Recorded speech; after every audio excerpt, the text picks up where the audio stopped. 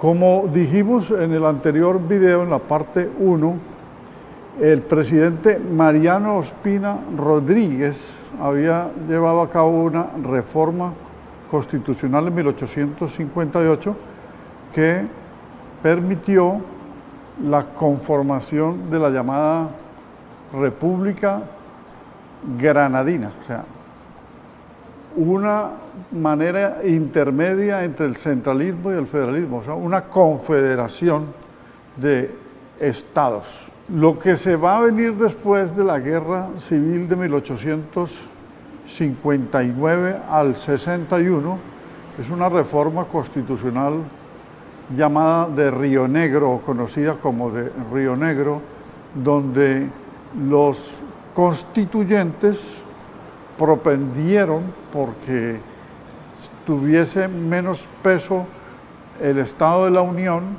y más peso o más fortaleza, más poderes en las soberanías regionales o las soberanías estaduales. El sistema federal aparece en Colombia ya consolidado con la Constitución de 1863. Recordemos que en otros videos hemos hablado de federalismo en la prerrepública, o sea, antes de lograrse la independencia. En la llamada Patria Boba de 1811 a 1815 hay unas regiones conformadas como provincias con el federalismo. Ese es el primer federalismo. Este de Ospina Rodríguez es un cuasi federalismo porque es confederación, y el federalismo puro va a darse entre 1863 y 1886. Según el constituyente Carlos Restrepo Piedradita, que compiló las constituciones de la llamada Primera República y que también hizo un trabajo de las constituciones de la República de 1821 en adelante, dos características va a tener la Constitución de 1863. Una, que va a ser el mayor poder para el cuerpo legislativo, es decir, la rama legislativa. Y dos, va a disminuirse la presencia religiosa en cuanto a sus acciones dentro del Estado para que los religiosos queden sometidos a las instituciones civiles del Estado republicano que se va a llamar Estados Unidos de Colombia. Esa Constitución de 1858 tuvo una virtud en medio de que los partidos políticos estaban recién nacidos, o sea, desde el año 1849. Aquí en el año 58 los liberales y conservadores van a votar un acuerdo a esa reforma. Y ahí aparece un tercer partido medio diluido que es el mosquerismo. Es decir, la figura de Mosquera, que ya había sido presidente, y el triunfo en la Guerra Civil de 1859 al 61 hace que su presencia sea tan avasallante que sin formar un partido, los que lo rodeaban se comportaban como si fueran de un partido. Por eso se habla del partido mosquerista. Un hombre tan complejo que inclusive en su primera presidencia para la campaña, ¿sí? Estamos hablando entonces después de Pedro Alcántara Herrán, había manifestado que era partidario de continuar con el esclavismo.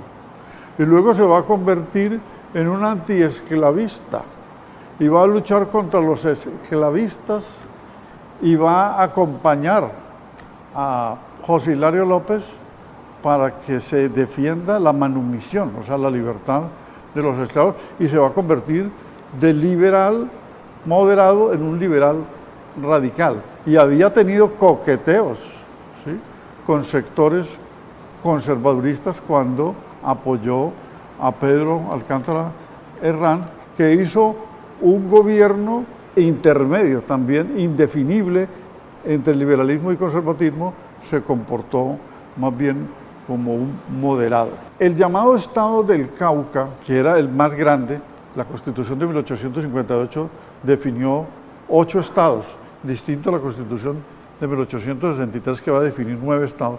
El Cauca abarcaba desde el Chocó hasta el Amazonas. O sea, no era solamente el Valle del Cauca, y el Cauca, y Nariño, y Putumayo. Era desde Chocó, incluido Meta, Guainía, Guaviare, era el estado más grande.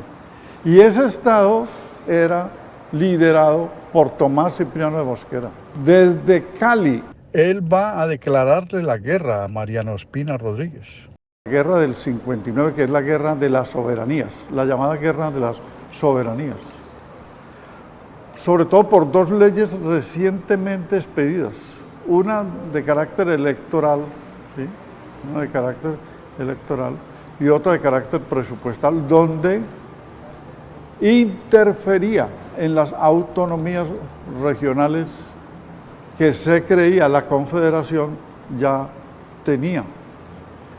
Como fue una confederación ambigua, digamos, que se diluía entre el centralismo y el federalismo, él rechazó esas 2 leyes y otras interferencias por decreto que hacía el presidente y declaró la guerra por violación a los acuerdos de la Confederación.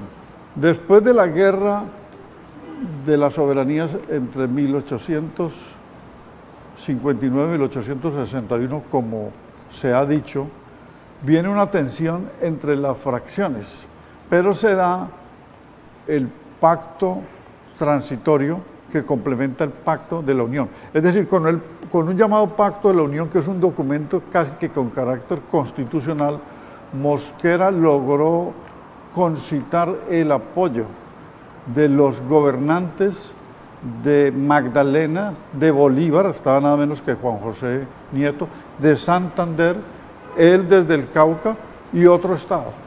Es decir, la guerra de la soberanía es una guerra entre estados, como decir hoy, entre departamentos, cuerpos armados departamentales, regionales, estaduales, contra el Estado central. Esa es la guerra de la soberanía. Y es la primera guerra que va a ganar el retador, o sea, quien declara la guerra. No la va a ganar el gobierno. En el siglo XIX las 9 guerras civiles fueron ganadas por el gobierno, excepto esta. Pero con la matización de que un gobernante, el gobernante del Cauca, o sea, una parte del Estado, y otros 4 estados se unen contra el mismo Estado.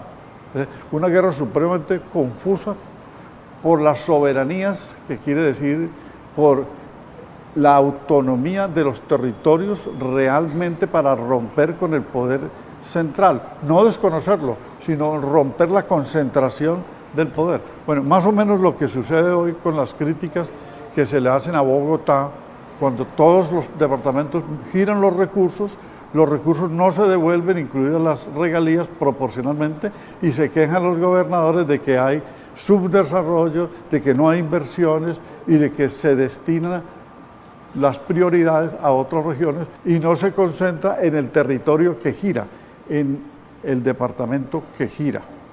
Otros problemas que se observaron en el orden territorial federal son el manejo del orden público, que se fraccionó. No era un solo ejército nacional, sino que había ejércitos en cada uno de los estados, para la aprobación de la Constitución de 1863. O sea, allí se incluyó esto. Lo mismo que se incluyó un periodo presidencial de 2 años. Entonces, se criticó que era muy corto, pero se hizo para acortarle el poder a Tomás Cipriano de Mosquera, que se preveía iba a ser el primer presidente de los Estados Unidos de Colombia. Los 4 años eran necesarios como estaba antes y como está hoy. Esa reducción a 2 años causó perjuicios. Y la cuestión religiosa, o sea, se declaró la libertad de cultos en la Constitución de 1863, pero fue tal la motivación en contrario de la Iglesia Católica que se declaró una guerra civil en 1876 y fue muy fuerte la persecución contra la Iglesia en el proceso de desamortización de bienes de manos muertas, o sea, bienes en manos ociosas o bienes inoficiosos que se destinaron a la instrucción pública y se abrieron las escuelas para todas las iglesias. Esto originó el malestar del mismo Núñez, que era un liberal radical, o uno de los malestares, porque él tuvo un proyecto propio de personalización del poder para llegar a la Constitución de 1886 y otra vez consagrar con un concordato del año siguiente, el 87, el monopolio de la iglesia a los católicos, o sea que las otras iglesias fueron proscritas. Bueno, después de leer algunos pasajes del libro de Lázaro Mejía Arango sobre el Olimpo radical, que también hemos consultado en otros videos, y sacar conclusiones, yo quisiera manifestar para terminar que hoy existen elementos del federalismo. Es recurrente tratar de impulsar nuevamente de que Colombia sea federal. Lo hacen los costeños en el Caribe, lo hacen los antioqueños, preponderantemente los antioqueños, los hacen algunos cundinamarqueses, bogotanos, que Colombia salga del centralismo, de la concentración del poder en Bogotá, hacia el federalismo, volver al federalismo. O sea, es una tendencia. Pero si miramos hoy algunos aspectos, puedo mencionar dos. Colombia tiene aspectos federales. Por ejemplo, la elección popular de gobernadores y alcaldes. Es decir, cada región elige, cada municipio su alcalde y cada región elige su gobernador. Y esto es de acento federales, es decir, que es una autonomía esa elección. Y el otro aspecto, la justicia. En el federalismo, cada estado, cada región, llámese hoy departamento, tenía su código civil, su constitución, su código penal, sus normas tributarias. Hoy hay un solo código civil y hay un solo código penal. Y hay una rama judicial, pero en la interpretación de las leyes y en la producción de las sentencias, o sea, la jurisprudencia, los tribunales judiciales departamentales actúan de manera muy inconsistente, lo cual conlleva inclusive a inseguridad jurídica, porque hace falta que el precedente judicial, es decir, las sentencias más importantes de las altas cortes, se vuelvan de obligatoria consulta, es decir, que sean fuente del derecho. Y esto unificaría, por lo menos, no la interpretación totalmente, que es imposible unificarla, sino un aconductamiento de la rama judicial frente al respeto de las decisiones de las altas cortes. Eso es lo que llama precedente judicial como fuente del derecho. Por lo tanto, si nos devolvemos en el tiempo, es como si existiera un código y una corte para cada uno de los estados, como en Estados Unidos hay una corte. Ayer Colorado, por ejemplo, decidió en su corte federal acusar al señor Donald Trump por el asalto al Capitolio y que no podrá concursar en una próxima elección. Pero él espera que la Corte Suprema, que es la de todos los Estados Unidos, lo absuelva.